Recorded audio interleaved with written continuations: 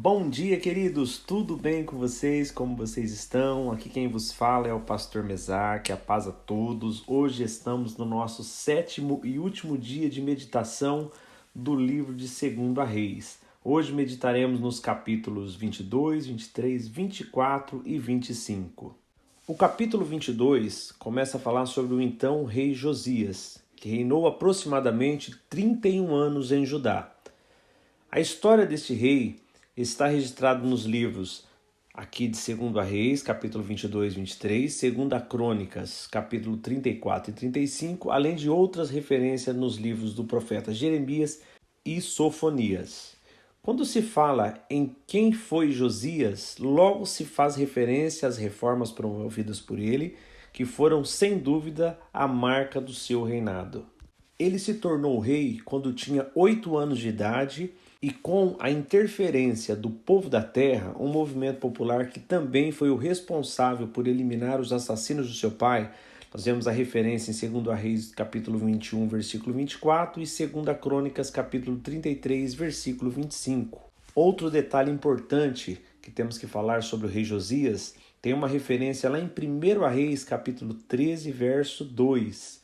É na época do rei Jeroboão I, que havia um profeta que se levantou ali em Betel e profetizou que viria um rei, e esse rei se chamaria Josias, e ele ali profetizou exatamente tudo aquilo que o rei Josias fez quando iniciou o seu reinado. Então vale a pena você voltar lá em 1 Reis para você entender essa profecia. O rei Josias foi um dos bons reis de Judá. Diferente do seu pai e do seu avô, Josias prezou pelo culto ao verdadeiro Deus. O texto aqui diz que no 8º ano do seu reinado, ou seja, quando tinha 16 anos de idade, o rei começou a buscar o Deus de Davi, seu pai. Você vai ver essa referência em 2 Crônicas 34, capítulo 3. E no 12º ano do seu reinado, portanto, com aproximadamente 20 anos de idade, ele deu início efetivamente às reformas em Jerusalém e Judá, alcançando inclusive o norte de Israel. É interessante saber que o profeta Jeremias começou o seu ministério como profeta durante o reinado de Josias, no 13º ano, em aproximadamente 626 a.C. Você vai ver essa referência em Jeremias, capítulo 1, verso 2. Embora pode-se dizer que as reformas promovidas pelo rei Josias tiveram suas raízes fixadas quando ele pessoalmente abandonou a idolatria e o politeísmo que dominavam a religião corrupta de Judá naquela época. Vemos em 2 Crônicas 34, verso 3.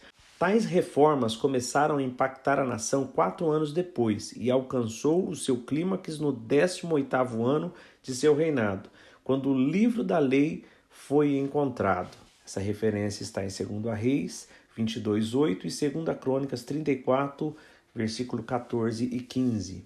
Ele havia interrompido a adoração dos falsos deuses em Judá, destruindo altares que serviam ao paganismo.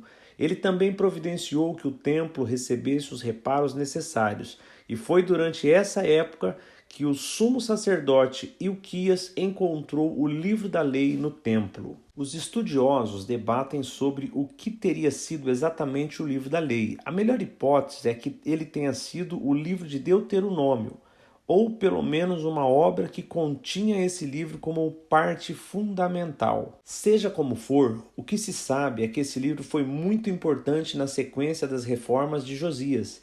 Quando o livro foi encontrado e Josias teve ciência do seu conteúdo, ele entendeu que o povo havia estado em terrível rebeldia contra Deus e por isso seria alvo do juízo divino.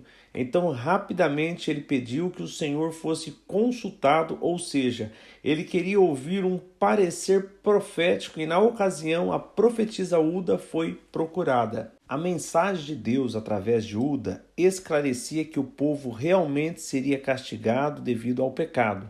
Porém, tal castigo seria adiado para após os dias de Josias, visto seu arrependimento sincero e zelo para com o culto ao Eterno. Assim houve em Judá a renovação da aliança, a centralização da adoração em Jerusalém e a purificação da nação, com a eliminação de toda a forma de adoração pagã. As referências estão aqui em 2 Reis 23, versículo 19 e 20, e 2 Crônicas, capítulo 34, versículo 67. O rei Josias também organizou a maior celebração da Páscoa desde os tempos dos juízes. 2 Crônicas 35, 18 é a referência. Antes dele, o rei Ezequias também promoveu uma reforma e a celebração da Páscoa. Porém, a reforma liderada por Josias foi mais completa e extensa. Nós vemos no verso 3 do capítulo 23 de 2 Reis. Apesar de tudo isso, o profeta Jeremias deixou claro que tais reformas foram apenas superficiais e temporárias. Vemos isso em Jeremias capítulo 2, do verso 6 ao verso 11. Ou seja, não houve no povo um arrependimento genuíno e duradouro, inclusive com o povo voltando rapidamente à idolatria após a sua morte. A morte de Josias ocorreu de forma trágica e precoce na Batalha de Megido em 609 a.C. Naquela época, os assírios estavam em conflitos contra os babilônios e o faraó Neco II do Egito estava liderando uma empreitada para tentar ajudar os assírios em Arã. De forma imprudente e insensata, o rei Josias considerou as manobras do rei do Egito como representando ameaças ao seu reino e, inconsequentemente, lhe fez oposição e acabou sendo morto. Nós vemos a referência aqui em 2 Reis, capítulo 23, do versículo 25 ao 30, e em 2 Crônicas, capítulo 35, do versículo 20 ao versículo 24. O escritor do livro de 2 Reis, falando sobre ele, escreveu que o reino do sul, antes dele não houve rei semelhante que se convertesse ao Senhor com todo o seu coração e com toda a sua alma e com todas as suas forças, conforme toda a lei de Moisés. E depois dele nunca se levantou outro tal. 2 Reis, capítulo 23, verso 25. E no versículo 30 diz que os oficiais de Josias levaram seu corpo de volta num carro de Megido para Jerusalém e o sepultaram em seu próprio túmulo. Então o povo ungiu Jeoacás, filho de Josias, e o proclamou rei. Jeoacás começou a reinar quando tinha 23 anos de idade. Uma observação: Jeoacás, ele não era o filho mais velho de Josias e mesmo assim foi escolhido como sucessor de seu pai no trono de Judá. Sobre isso, o texto bíblico é claro ao indicar que Jeoacás não era o sucessor natural de Josias e que sua ascensão ao trono ocorreu por interferência do povo da terra, como vimos no versículo 30. Ele assumiu o trono de Judá num momento muito turbulento. Seu pai, o rei Josias, havia acabado de ser morto pelo faraó Neco II na batalha em Megido. Mas o reinado de Jeoacás durou apenas 3 meses. Ele subiu ao trono no verão de 609 a.C. e foi destituído no outono, quando o faraó Neco II o capturou e o levou exilado para o Egito. Além disso, Neco tributou Judá e instituiu Eliaquim, a quem trocou o nome para Jeoaquim, como rei em Judá no lugar de Jeoacás. E apesar de ter sido muito breve, apenas 3 meses, a Bíblia fala no reinado de Jeoacás de forma muito negativa. De acordo com o texto bíblico, Jeoacás fez o que era mal perante o Senhor. 2 Reis 23, verso 32. Jeoacás foi o primeiro rei de Judá a morrer no exílio. Jeoaquim tinha a idade de 25 anos quando começou a reinar e reinou 11 anos em Jerusalém. A história mostra que através dos séculos várias pessoas têm tentado destruir a palavra do Eterno. No início do 6º século a.C., uma pessoa que literalmente quis destruir a palavra do Eterno e por isso pagou muito caro pela sua arrogância foi Jeoaquim, rei de Judá. Os 11 anos do seu reinado foram desastrosos. Apesar de ele ter tido a oportunidade de seguir o exemplo justo do seu pai Josias, vemos a referência em Jeremias capítulo 22, versículo 15 e 16. Jeoaquim voltou-se para o mal. Jeremias o descreve como sendo um governador presunçoso que abusou o seu próprio povo. Essa referência está no capítulo 22 de Jeremias, nos versos 13 e 14, e que perseguiu e matou os servos do Eterno. Isso está em Jeremias 26, versos 20 ao 23. O Eterno instruiu a Jeremias profetizar que se o rei e Jerusalém não se arrependesse, seriam destruídos. Você vai ver em Jeremias 36. Jeremias fez com que as palavras do Eterno fossem registradas pelo seu escriba Baruque e o instruiu a ler essas profecias ao povo de Judá. O Eterno queria que ele se arrependesse e assim evitasse a destruição deles, como foi profetizado. Vemos isso em Jeremias 36, do verso 4 ao verso 7.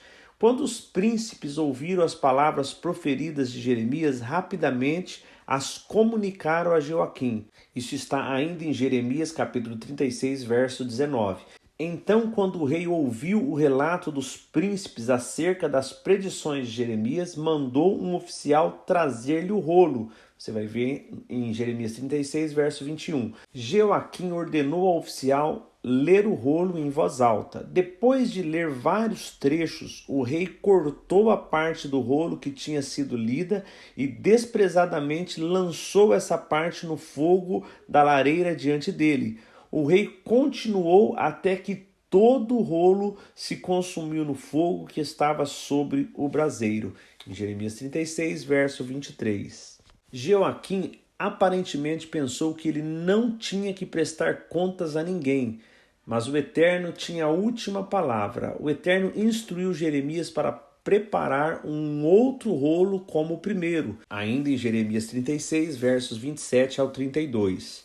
E dirigiu palavras fortes para Joaquim, pois assim diz o Senhor acerca de Joaquim, rei de Judá: ele não terá nenhum descendente para sentar-se no trono de Davi, seu corpo será lançado fora e exposto ao calor de dia e à geada à noite. Eu castigarei a ele e aos seus filhos e aos seus conselheiros por causa dos seus pecados. Trarei sobre eles, sobre os habitantes de Jerusalém e sobre os homens de Judá, toda a desgraça que pronunciei contra eles, porquanto não me deram atenção. Isso está nos versos do 30 ao 31 de Jeremias 36. Lamentavelmente, Joaquim persistiu em sua rebeldia e sofreu as consequências. Derrotado pelos babilônios e arrastado em correntes, ao que tudo indica, ele morreu em seu caminho ou em cativeiro na Babilônia. E aos 18 anos, o jovem Joaquim foi coroado rei de Judá em Jerusalém. Tinha tudo para ser um excelente rei, assim como Davi, de quem descendia. A nação encontrava-se em situação difícil, mas havia ali profetas para trazerem as orientações do Senhor. Era só obedecer e ver a vitória do Eterno de Israel. Mas Joaquim, em sua mocidade, não quis dar ouvidos à voz do Eterno e fez o que era mal diante do Eterno. Seu coração inclinou-se para o mal. Foram apenas 3 meses de governo. O rei da Babilônia invadiu Judá, aprisionou Joaquim, sua família e todos os que constituíam mão de obra qualificada em Israel, levando todos cativos. Assim sucedeu por causa da ira do Eterno contra Jerusalém e contra Judá, a ponto de os rejeitar de sua presença. Entretanto, o texto nos diz que no 37º ano do exílio de Joaquim, este foi liberto do cárcere e passou a comer pão à mesa do rei da Babilônia, e da parte do rei lhe foi dada subsistência vitalícia durante os dias de sua vida. O rei Zedequias foi o último rei de Judá entre 597 a 586 a.C. Zedequias era filho do rei Josias e foi o terceiro entre seus irmãos a sentar-se no trono.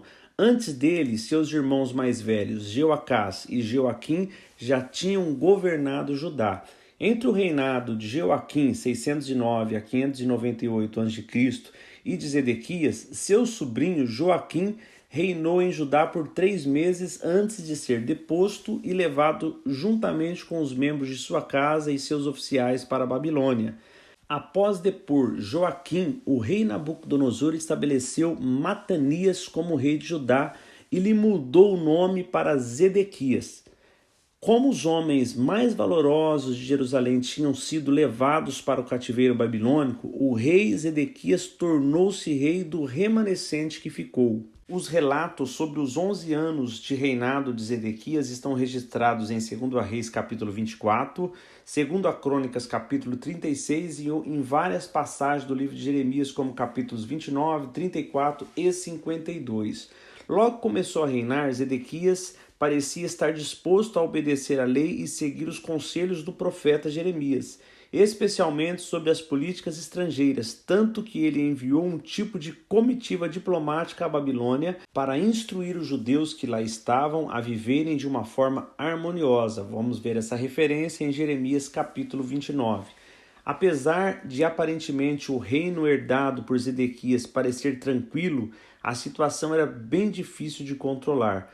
Com o tempo, a corte de Zedequias se revelou ser um centro de conspirações contra a Babilônia. Além disso, no 4º ano do seu reinado, o rei Zedequias recebeu em Jerusalém a visita de representantes de Edom, de Moabe, Amon, Tiro e Sidom para propor uma conspiração conjunta contra Nabucodonosor. Na ocasião, o profeta Jeremias se opôs veementemente a esse plano e exortou que o Eterno era quem havia entregado as nações a Nabucodonosor, e qualquer um que tentasse se rebelar a esse domínio pereceria.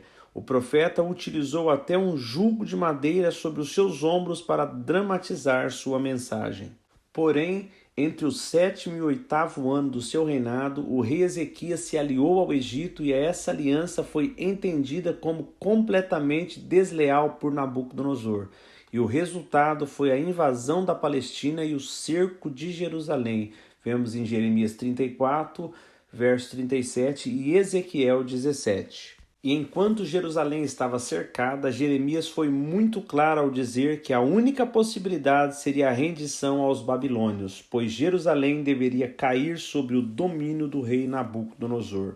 Apesar dos babilônios terem tido alguma dificuldade durante um tempo por conta das ameaças dos egípcios sob o comando do faraó Ofra, que possivelmente pretendia ajudar a cidade sitiada, Nabucodonosor não desistiu do cerco de Jerusalém. A cidade, que era bem fortificada, conseguiu resistir por aproximadamente 1 ano e meio. Durante esse período, a população sofreu com a grande fome que se instalou e as pestes que surgiram devido à situação precária do momento. Finalmente, os babilônicos conseguiram abrir uma passagem no muro e a cidade foi tomada. O rei Zedequias, percebendo que tudo estava perdido, tentou fugir para salvar a sua própria vida, porém foi capturado pelos inimigos e conduzido à presença de Nabucodonosor em Ribla.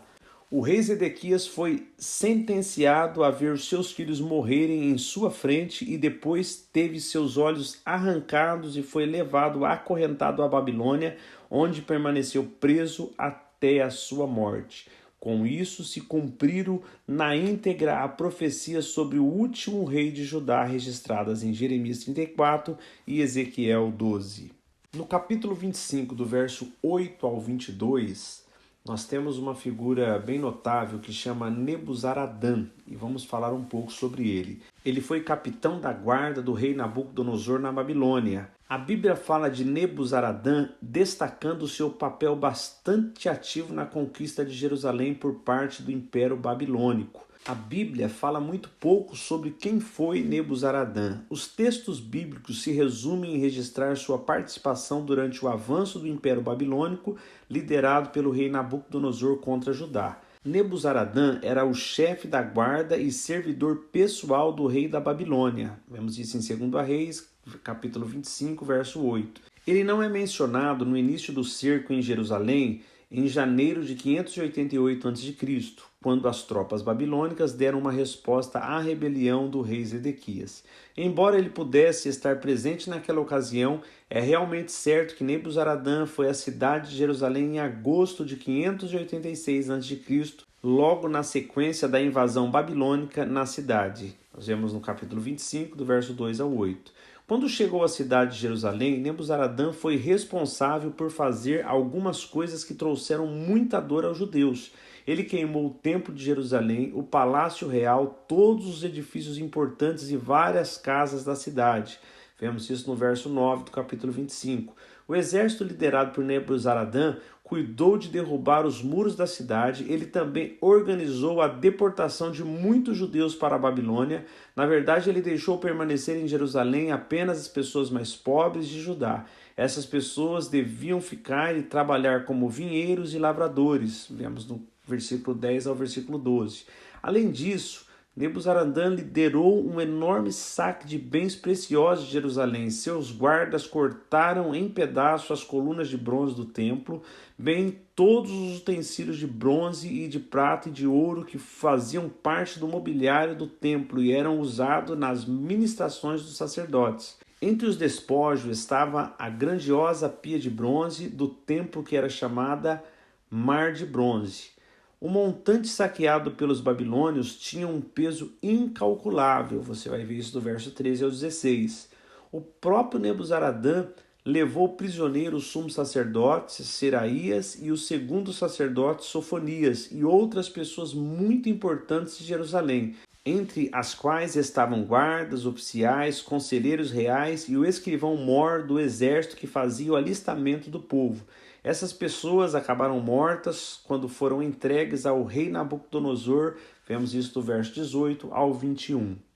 Juntamente com os outros oficiais da Babilônia, Nebuzaradã foi encarregado por Nabucodonosor de cuidar do profeta Jeremias. Ele recebeu ordem direta para não fazer qualquer mal ao profeta do Senhor. Jeremias estava amarrado entre os cativos de Jerusalém, então Nebuzaradã ordenou que ele fosse solto e ainda se mostrou conhecedor da profecia de Jeremias, que obviamente havia chegado até a Babilônia. Isso explica sua declaração a Jeremias, dizendo que o Deus do profeta tinha pronunciado aquele mal que havia caído sobre Jerusalém por causa do pecado e da desobediência do povo. Você vai ver isso em Jeremias, capítulo 40, versos 2 e 3. Neste contexto, Nebuzaradã deu a opção para Jeremias escolher acompanhá-lo para a Babilônia ou ficar em Jerusalém. Caso o profeta fosse para a Babilônia, ele garantiu que cuidaria dele, mas o chefe da guarda percebeu que Jeremias não estava confortável com a ideia de partir de Judá. Então ele deu ao profeta uma porção de mantimento e um presente e o deixou partir. Você vai ver isso em Jeremias 40, verso 5. E para finalizar o capítulo 25, do verso 23 ao verso 26, fala sobre Ismael matar Gedalias. Quando Nebuzaradã, a mando de Nabucodonosor, voltou para a Babilônia, deixou ali Gedalias para governar aquelas pessoas que haviam ficado em Judá, as pessoas pobres, os mais fracos, e Jeremias também não querendo ir para a Babilônia, ele veio e se juntou com Gedalias. Porém, havia alguns homens liderados por Ismael que estavam foragidos e agora chegaram a Gedalias. E Gedalias disse a eles que se eles se submetessem aos caldeus, aos babilônicos, nada de ruim aconteceria com eles, eles poderiam estar ali, o próprio Gedalias estaria como intercessor para que eles pudessem estar na terra plantando e colhendo tranquilamente. E no versículo 25 diz que no 7º mês Ismael veio e ele matou Gedalias. Matou também ali alguns dos judeus que estavam apoiando Gedalias e matou também os babilônicos que faziam parte deste governo. E os que sobreviveram junto com o bando de Ismael fugiram para o Egito porque temiam ser mortos pelos babilônicos. Queridos, e assim finalizamos mais um dia, finalizamos mais um livro para a honra e glória do nosso Deus. E a reflexão que fica do livro de 2 Reis para nós é a seguinte: eles tinham a lei, eles tinham os estatutos, se eles andassem segundo as leis, os estatutos e ainda seguindo as orientações dos profetas, eles teriam andado em caminhos que agradariam ao Senhor e não estariam vivendo sobre o juízo de Deus naquele tempo. E a mesma mensagem para nós no tempo que vivemos. Nós temos a palavra de Deus, a Bíblia, hoje com facilidade em várias versões. Nós temos esse grupo maravilhoso, onde pastores e professores se dispõem a estar junto com todos vocês do grupo, a compartilhar a palavra. Então, quando nós temos acesso à palavra, o que devemos fazer, o que Deus deixou para nós através de Cristo, o que os profetas falaram, o que os apóstolos escreveram, nós temos exatamente a receita do que nós devemos fazer. O povo de Israel tinha e não seguiram e sofreram juízo. Se nós temos hoje e nós não seguimos, nós estamos acompanhando aquilo que fizeram os maus reis de Judá e de Israel. Que você possa não somente ler e ouvir o que está escrito na palavra, mas que você seja uma pessoa que cumpra o que está, que você coloque no seu dia a dia. Nós vemos que quando o rei Josias descobriu ali o livro da lei e trouxe um conserto à nação, nós vemos que o povo jurou, mas quando ele morreu, o povo voltou a estar contra o Senhor, porque eles ouviam, eles até se prontificavam, mas o coração deles estava corrompido. Por isso que o Senhor fala através do profeta: esse povo me louva com os lábios, mas o coração está longe de mim. Que isso não venha a ocorrer conosco, que nós possamos servir ao Senhor verdadeiramente, que nós possamos estar alinhado entre discurso, postura, pensamento e motivação, e que aquilo que nós aprendemos na palavra, nós possamos ir transformando a nossa maneira de viver, de ser, porque conhecereis a verdade e a verdade vos libertará. Que Deus os abençoe. Muito obrigado por estarem até aqui conosco e que Deus abençoe ricamente a vida de vocês. Deus abençoe e um beijo a todos. Que Deus abençoe todos vocês e até o próximo livro, se assim Deus nos permitir.